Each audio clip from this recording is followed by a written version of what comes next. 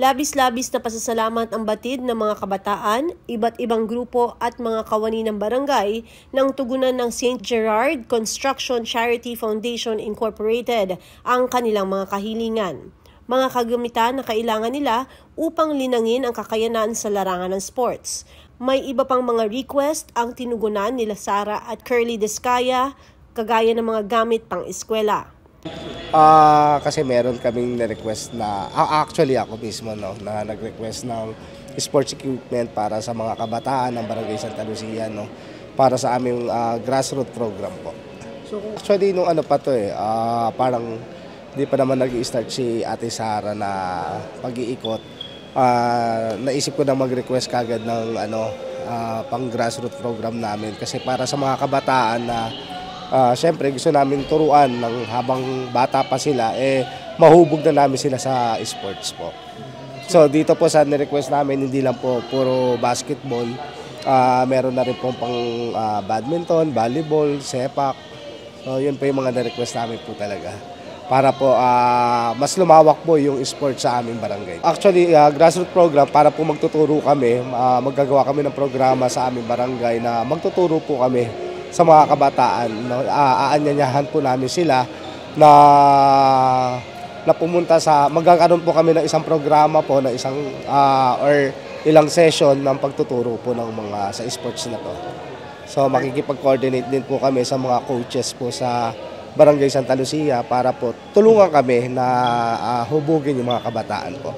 Unang-una, malaki pong bagay talaga, kasi hindi naman lahat nabibigyan ng pagkakataon ng ganito.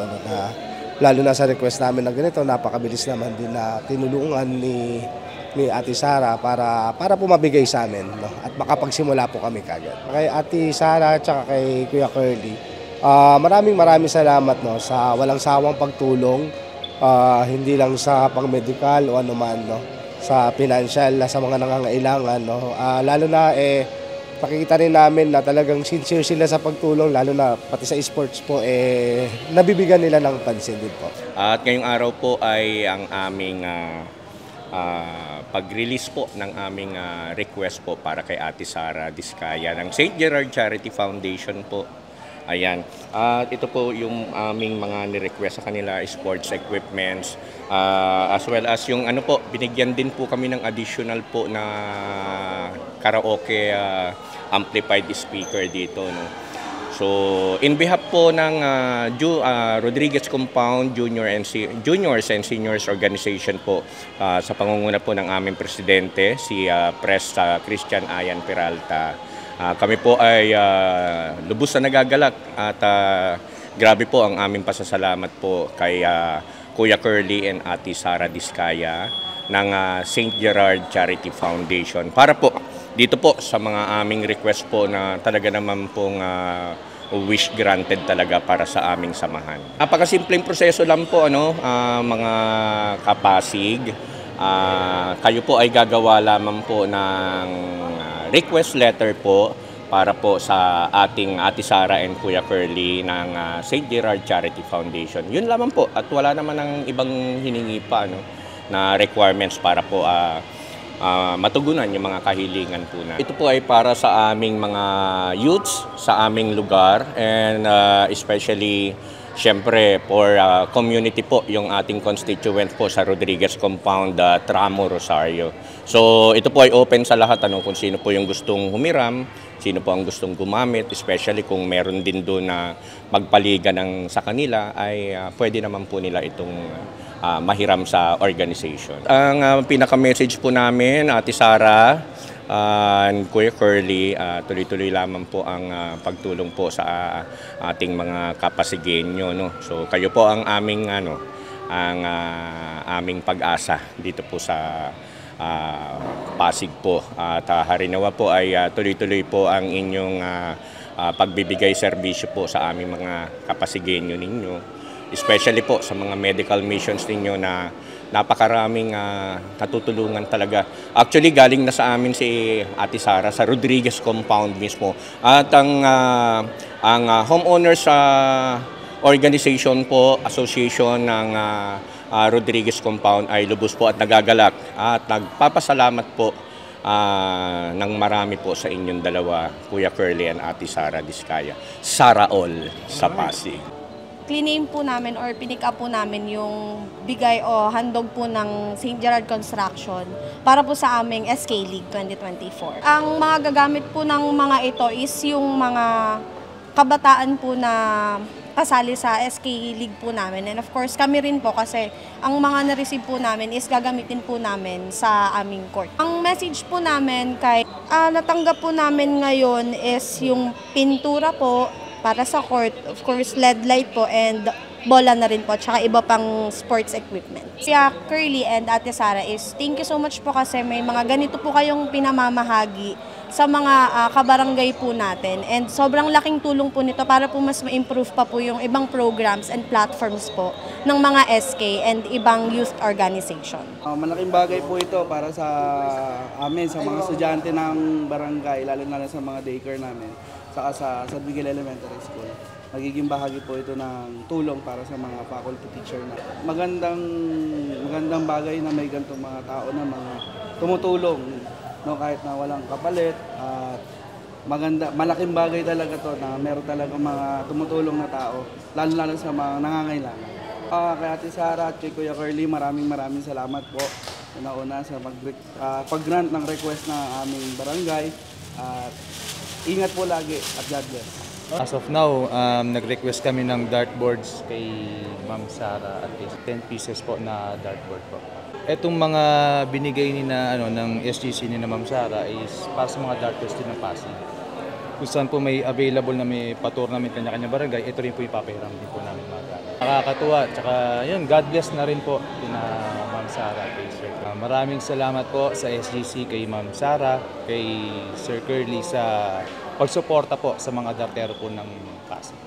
Yan, so ang sadya po ng aming organization ay patungkol sa school supplies na gusto naming mahingi o makatulong si Ma'am Sara or yung St. Gerard Charity Foundation na kung saan sa aming project na EduAction na kung saan ang Manggahan Youth Movement po kasi ay nakafocus sa edukasyon ng mga kabataan sa Barangay Manggahan na kung saan nagkaroon kami ng project na EduAction at humingi kami ng help through St. Gerard Foundation, Charity Foundation. Kaya narito kami ngayon at nakikita nyo po sa aking likuran kung ano po yung hiningi ng aming organization. Specific na matatanggap namin ngayong hapon ay ang school supplies na maaari ipapamahagi namin sa mga mag-aaral sa Manggahan, sa Barangay Manggahan po.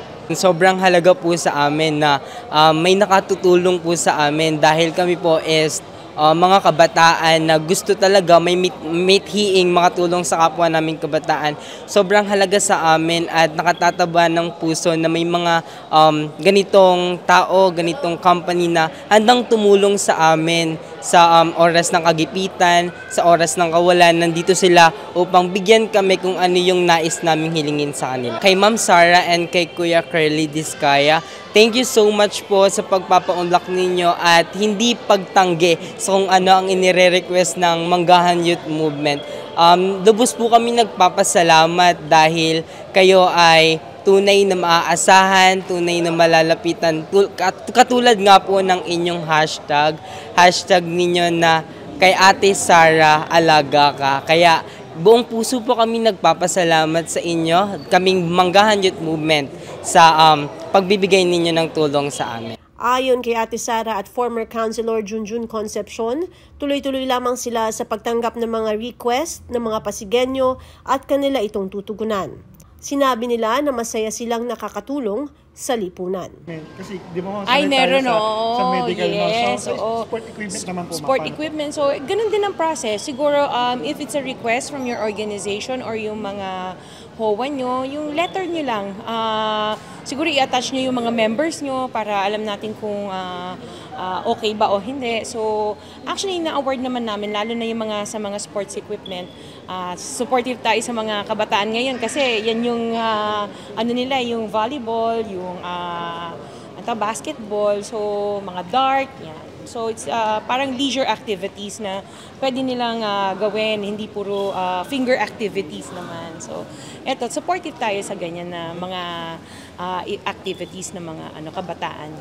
Nakakatuwa, masaya kasi alam mong gagamitin yung makapapakinabangan nila sa barangay nila, no, lalo na yung mga sound system na in-award natin kanina, tsaka yung solar lights. Oo, kasi yung ibang lugar medyo madilim, so naibigay naman natin yung mga solar lights nila. Yan. So, masaya. Every day, madami, more than 100 people lang pumupunta dito a day just to pass letters na kailangan nila ng gamot or kung ano man assistance na pwede natin ipaabot sa kanila. Yes, sa mga kabataan natin na mahilig sa sports, if may request yung mga groups nyo or yung teams nyo ng basketball or darts ba yan or chess set, sulat lang kayo dito sa St. Gerard Charity Foundation para mabigay namin sa inyo para meron yung group nyo na magamit para sa group nyo. Yan.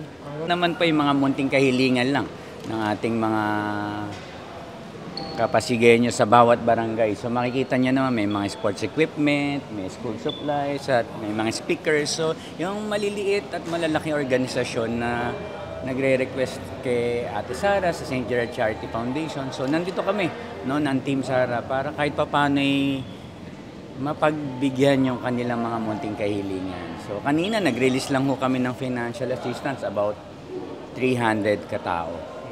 So yun. So tuloy-tuloy naman po ang Charity Foundation. This coming Saturday, medical mission ulit. Sunday, medical mission ulit. So walang tigil. So we're open naman kung ano yung kayang ibigay at itugon ng charity sa pangunguna ng ating Kuya Carly at Ate Sara. Siguro kung di ako nagkakamali, about 12 barangays or organizations. Sa mga kapasigenyo natin, so nandito lang po at open ang St. Gerard Charity Foundation kung ano yung pwedeng matulong sa abot ng makakaya po, lalo na po si Kuya Carlin at Ate Sara. And we're here, ako po, si Consel Junjun, na nandito para sumuporta sa advokasya nilang mag-asawa. Ako si Luan Peñano para sa latest ng iNews Pasig.